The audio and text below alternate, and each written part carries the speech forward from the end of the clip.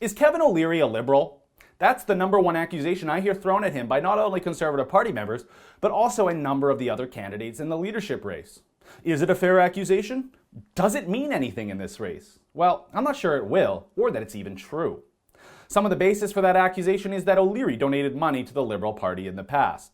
A story circulated by iPolitics shows that in 2004, during the election, O'Leary donated a whopping $458.62 to the Liberal candidate in Durham, Ontario. The candidate, by the way, was the brother of O'Leary's then co-host on CBC, Amanda Lang. Big deal. The same article also mentions O'Leary donating to the Democrats down south between 1998 and 2007, including $6,000 to Al Gore's 2000 presidential campaign. All of these donations well before the Democrats shifted hard left under Obama, and long before Al Gore jumped on the climate alarmist bandwagon. But even still, so what? He gave money to the Democrats and a tiny amount to our liberals 13 years ago. Do you know who else this reminds me of? President Donald Trump, who was once a registered Democrat in New York during the Bush years and only left the party after he saw what Obama was doing. Don't you also recall the allegations during the Republican primaries that Trump was a liberal Democrat from New York with New York values, as Ted Cruz once infamously said? Can't people change their minds or political positions over time? Well, the second layer in these allegations that Kevin O'Leary is a liberal is because of his policies. And sure, on social issues, he's liberal, but so is Canada.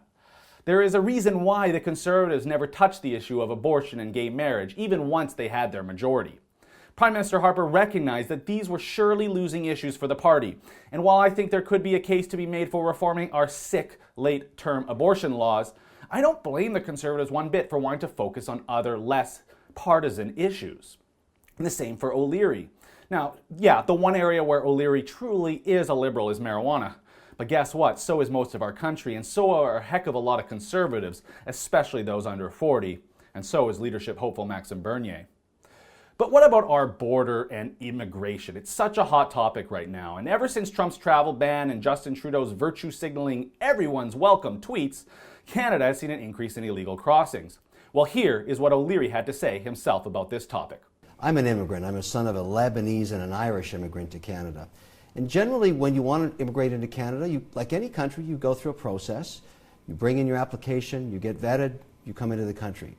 And we've always been open in Canada, and always will be. That's the great thing. That's what makes Canada so competitive. But in this case, something different is going on.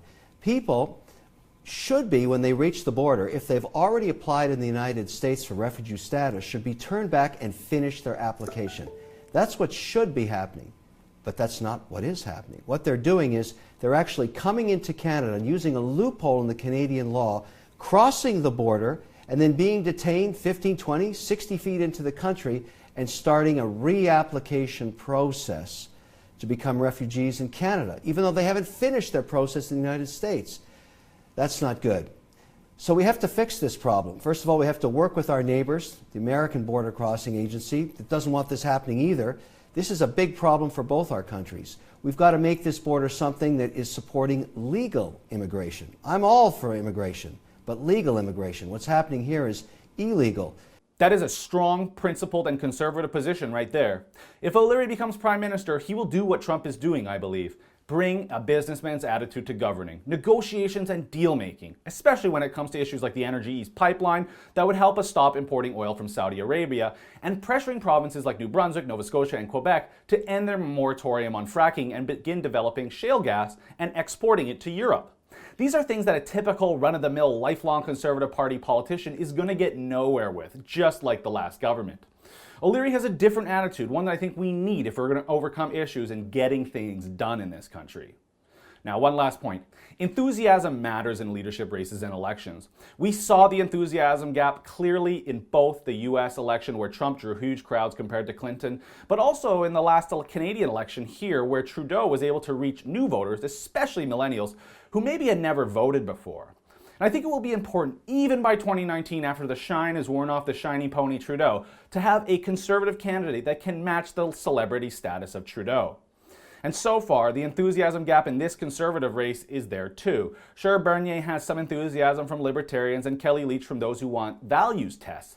But take a look at the crowds O'Leary gets at places like Queen's University last night, or last month at UBC at a pub night, and tell me this doesn't mean something. For the Rebel.media, I'm Christopher Wilson. Thanks for watching. Make sure you don't miss any of our videos on the Conservative leadership race. Click subscribe on our YouTube channel and check for more as we get closer to Election Day.